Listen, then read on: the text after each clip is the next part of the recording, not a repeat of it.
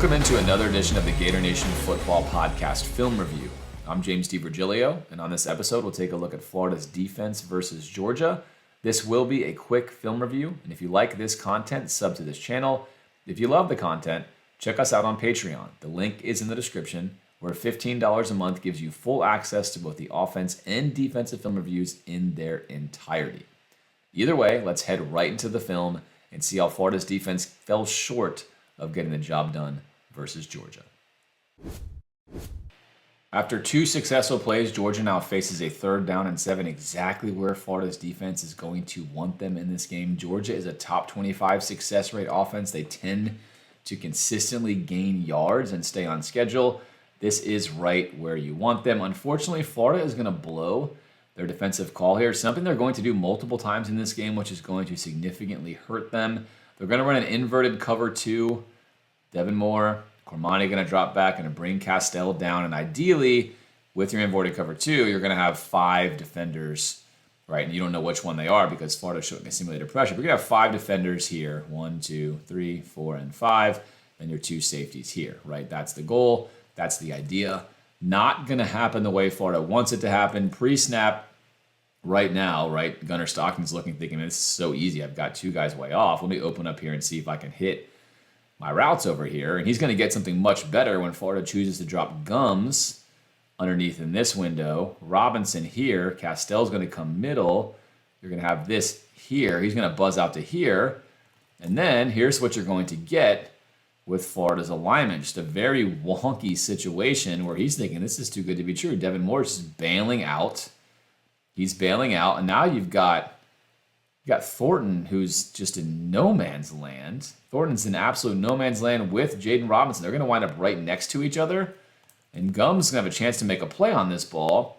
But Thornton, who's looking at Stockton, is going to move this way, which is also just very bizarre, very confusing. Really not a good look here, right? You've got 2 wide open receivers, 1 defender.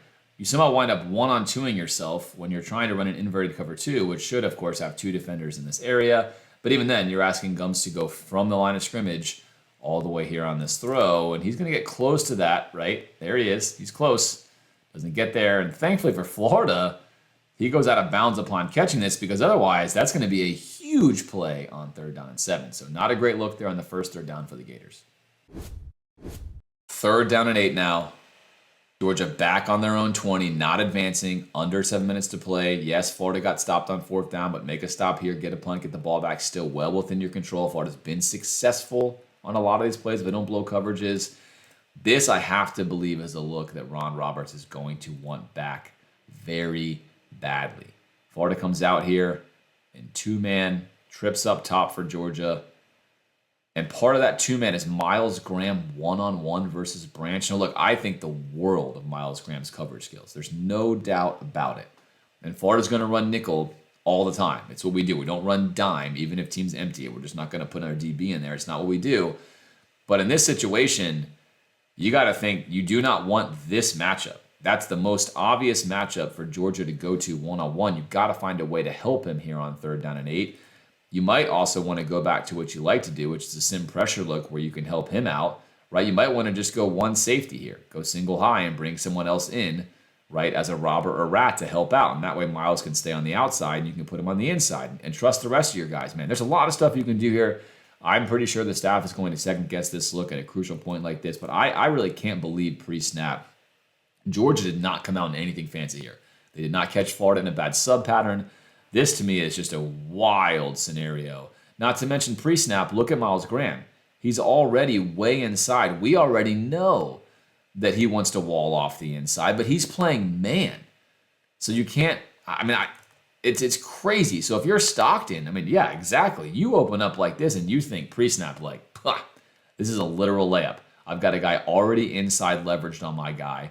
All I need him to do is run him inside at all, free release out here, clear that out. And I'm taking that. I'm taking that. Just make sure they don't somehow trick me. And there's no trick there, right? He's gone. There is no chance. As good as Myles Graham is, there's just no chance that's beating you, right, by formation and personnel, and that's just so easy. He throws that ball well behind him to make sure it's safe. I mean, he basically has to stop and catch it. He's got so much time. Oh, this call is tough for me. This is a tough call. We haven't seen too much of this from Florida on defense under Ron Roberts. Again, I don't love Ron's style. I've talked about it. It's very, very safe. It's very bend but don't breaky.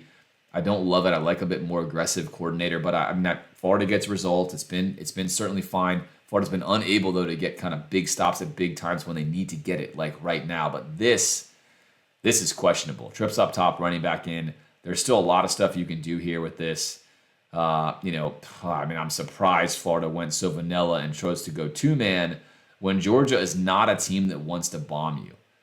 They just don't want to bomb you, right? And also, if you want to go two-man, you want to feel like you're a plus matchup across the board, and your safeties can come help on anything they may try to run at you here. So this just feels way too easy, and in fact, it turns to be that way, right? First read, first ball, in-out route. That's too simple at such a big moment like this. No confusion for the quarterback. Don't like that at all. The good news for Florida is they didn't get the fourth down. However, silver lining, it's okay because if they get a stop right here, still a relatively long field goal, 3rd down and 7. You got plenty of time left and you're going to be down 7. Totally fine. Not a problem. Just get a stop here on 3rd down and 7. Florida's in a great look right here. Great look, balance of what we need. Good to go here. Look at us, this many guys in the line of scrimmage here. This looks solid pre-snap. Post-snap still looks solid. You're going to waste one player here in gums, but everyone else here is a play-side eligible player. The only problem Florida has here is Georgia's got way more players at the line of scrimmage than Florida does. Florida playing a little bit safe here on 3rd down and 7. Rewind it for you in this look. Georgia, right, playing a little bit of telephone booth football. Again, this would make Billy Napier very happy. In fact, I wouldn't be surprised if Billy watched this play and had some small measure of pride for himself because this is largely who he wants to be. 3rd down and 7, game on the line, going to run the ball, right, in a phone booth here. And Florida, unlike what we saw Georgia do earlier against Florida, the more Florida phone boothed up on the offensive breakdown, the more Georgia would put extra guys on the line of scrimmage. But Florida's going to go here like uber flex defense. We'll play pass, we'll play run, 3rd down and 7, watch play action. They're under center. Something else I love, under center allows for much better run fakes. But Florida trying to play safe here, trying to play balanced. Still okay, though. There's still numbers positive on the play side. Now, once you get this toss, right, the key here is you've got to stop this slow-moving train. Just like on the counters we always break down, someone's got to get in here and nail these pullers. If you let them get to the edge out here, you're in trouble because you're going to get sealed, as you're going to see right here. Seal here, and now you're going to have your undersized tacklers going up against your premier blockers for the offense, right? That's why sweep play can be so dangerous. It's one reason why Vince Lombardi basically ran a play similar to this over and over again forever, because if you can get the leverage right, you can make this work. And now, right here, if you pause it, you're thinking, all right, it's 3rd down and 7. We got a lot of blue jerseys here, but line of scrimmage-wise, not a single Florida player has cracked the line of scrimmage, and nor have we derailed this train. We've got Devin Moore turned away here. You've got Cormani on a tight end over here. You've got a left tackle double teaming here, right? And now the real problem is you need Miles Graham to get outside over here, and you don't need Thornton to do what he does, which is take this inside lane on this sweep, and he removes himself from the play. Not what you want. You need to be hauling over here. What you see Miles Graham attempting to do, he needs to get to the sideline. He is aware of where this is going. You must stretch this out. We've watched Miles make this play before this season, and he just can't get there. Just doesn't get there. There's Castell, and that is a back-breaking 3rd down and 7 toss play against the Gators. One more time, live action, one of the plays of the game. Absolute back-breaking play. Florida has the numbers okay. They are not strong enough in the line of scrimmage here. They do not get to the outside, which you watch them do so well. Right here, crash, get the outside, flow, right? Everyone's got a flow here. You got to get to the outside. Doesn't happen. No edge set. There is no edge here. Bad. Florida's been good at setting the edge. Not right here. Oh man, that is brutal. Again, for a team that's been a really good run defense, especially even in this game, just failing themselves at the biggest moments in this one. All right, final play of this breakdown. Extra salt in the wound here is Georgia doing what Florida could not and tried to do. Playing power football here again, right? Bunch set, power football. Got everybody inside a phone booth here. Florida going to answer the phone booth. Florida loading up on this side. This is the heavier side. Here's the weak side. And they're just going to hit Florida with a nice little weak side play where Miles Graham can be your hero. You need Miles Graham to be your hero. You want him to be your hero. But look, this is a tough look. Florida, right off the hike already, you are totally bottled up here. There's like 100 ways that Georgia can convert this, right? 100 ways. And already, you know, with this setup, I mean, pick your poison. Do we want to fake this, roll out here, throw a touchdown there? We can.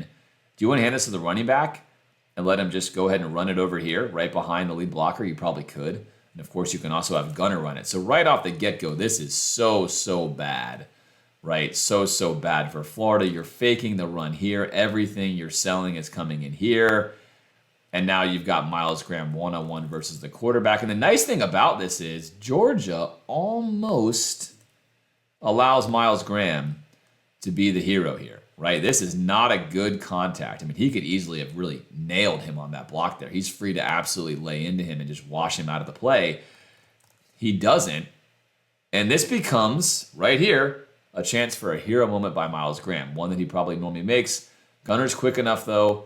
He did just enough on that block to reroute him. And right here, that leg just swings by Miles Graham. And there we go. But ultimately, again, Georgia does, I think, what Billy has dreamt of doing on the offensive side of the ball so many times. Convert these crucial plays, running the football out of heavy personnel packages. Florida's defense just unfortunately cannot get the stop they need. And Florida had a game here where they definitely could have won. Of course, both teams could win this game. But Florida, unlike some of their recent losses versus top-level teams, really in the fourth quarter had a lot of chances to be able to do something here and basically came up short on every single one of them, both offensively and defensively, and that is not how you win games, right? You have to come up in the big moments with some plays. Florida came up with basically 0 of them, and that is largely the story of this game in the fourth quarter. So Florida does lose their fifth game in a row to Georgia, and they, of course, go back to the drawing board for the rest of this season. Games left to be played. And for next year, of course, there will be a new coach in Gainesville taking on Kirby Smart in Georgia, where they will go for their 6th in a row in Jacksonville. As always, I hope you enjoyed this film breakdown. I'll be back with you next week to break down the action of the Kentucky game. Until then, whether it's win or lose, go Gators.